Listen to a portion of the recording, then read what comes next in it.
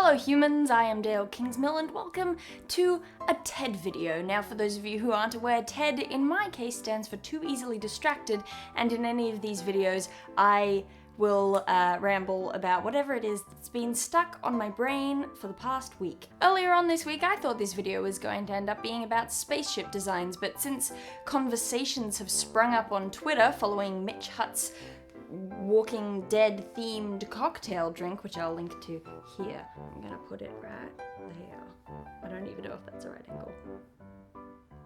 On top of that, this week I once again picked up Max Brooks' Zombie Survival Guide. I forgot that every time I pick that book up, I get incredibly angry at Max Brooks and I just want to punch him in the hip. But I'm not going to talk about that much, I'm just using it as a segue into what I actually want to talk about with zombies. Max Brooks talks at some points about how useless a heart is to a zombie, but then contradicts himself and says things about it, but never mind. Zombies need hearts. I should have put my zombie in the background. Give me a minute. Much better. So, zombies. I'm not talking about magical zombies or sort of supernatural zombies.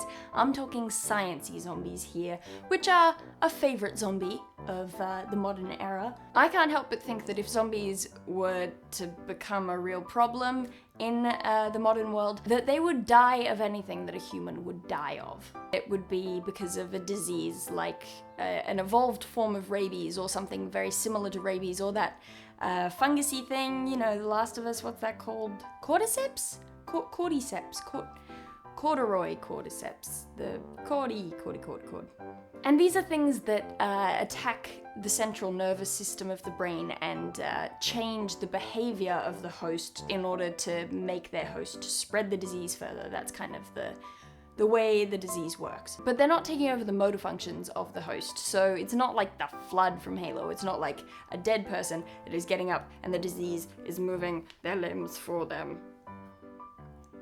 Which means that even if they wouldn't necessarily react to a bullet wound or having an arm lopped off and stop to go, ah, my arm's been lopped off, they would still die of blood loss. I believe zombies would die of blood loss. I believe zombies would die of drowning. Also, did you know that the cordy fungus, why can't I say that word? The cordy fungus, scientists and doctors think that the cordy fungus could potentially have untapped bioactive metabolites or something like that, and they think it could be helpful in various medicinal situations, and they're looking into it as a new source for natural drugs.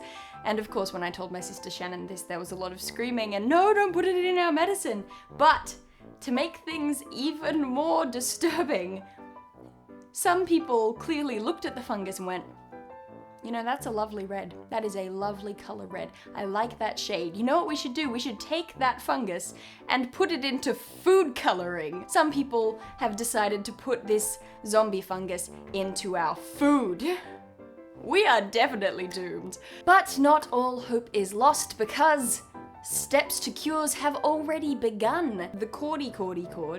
There's actually another fungus that attacks that fungus, which people have started calling the anti-zombie fungus. And it kills up to like 94% of the baddie stuff in the zombie fungus, making it basically useless. So that's already handling itself. Where rabies so far has been found pretty much unstoppable as soon as symptoms start showing, it has been found that sometimes inducing a coma into the host of the rabies can help the body to fight off the disease while the brain resists most of the damage because it's just been shut down temporarily. So we've already got the starts of cures in both of these areas. If the zombie apocalypse were to occur, what do you think the zombies would be like? Leave a comment down below. You know how YouTube works, there's a bunch of buttons there and you can hit the corresponding ones if you should like to do so. That's it, I'm done, and I'll see you guys some other time.